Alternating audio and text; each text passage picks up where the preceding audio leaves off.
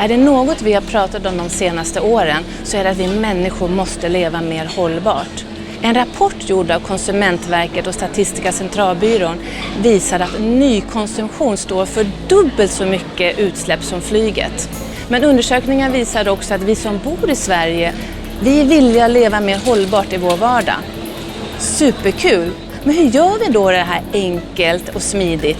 Jo, vi tittar på Smarta kartan.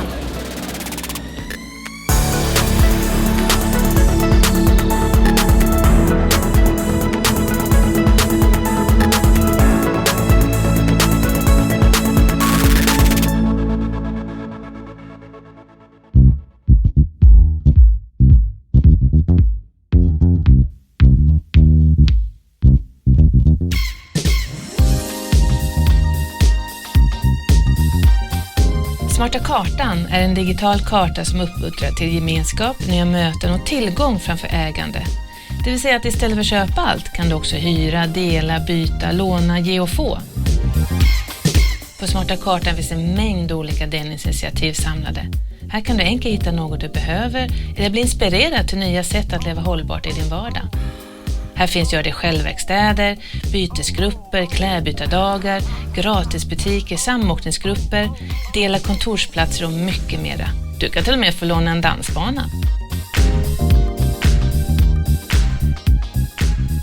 Tanken bakom Smarta kartan, det är att förenkla för människor att börja delta i delningsekonomin.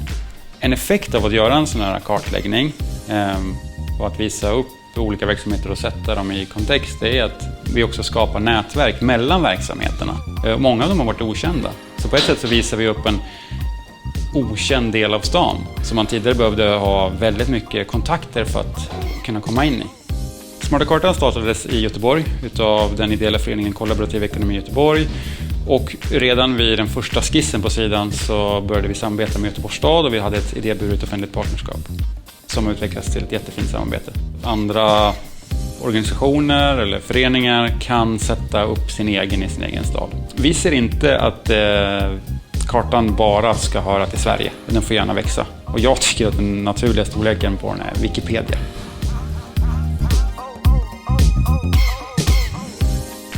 Det här är ju inte klokt. När man läser om hur mycket nykonsumtion tär på miljön, man blir ju skrämd.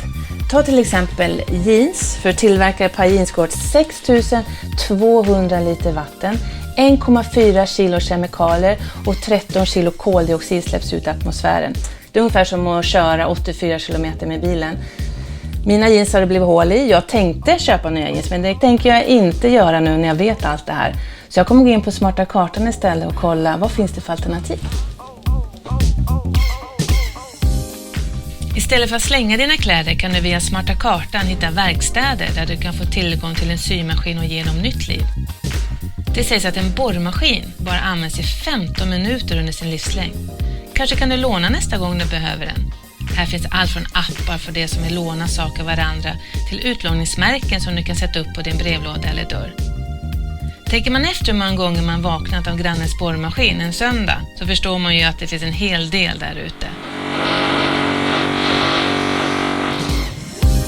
Och för dig som har för mycket saker som tar plats, sportutrustning, möbler, cyklar, på Smarta kartor kan du lätt hitta ett nytt hem åt allt möjligt.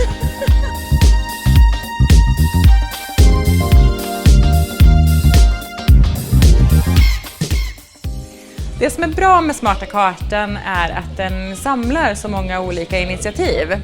Så att oavsett vad man har för intressen eller för behov så kan man hitta någonting som finns där. Jag har ingen egen bil så att då kan det vara bra att antingen få hjälp av andra eller kanske få reda på vart jag kan låna en bil. Jag har en ny hobby som är växter, så för att bli en crazy plant lady så har jag hittat grupper där man kan byta sticklingar med varandra till exempel. Och om man vill leka husmor ibland så finns det ju fruktlundar i stan som jag inte kände till. Och det är ju perfekt om man till exempel vill göra äpplemos någon gång. För dig som är turist är Smarta kartan också den perfekta turistkartan. Här finns alternativ till allt det du behöver på en semester. Transporten fixar du genom att till exempel låna en cykel eller hyra en bil. För boendet finns alternativ där människor öppnar sitt hem för turister eller varför inte låna ett tält. Det finns också initiativ att fixa din middag. besöka ett solidariskt kylskåp som tar vara på matsvinn eller laga mat tillsammans med andra och få nya vänner på köpet.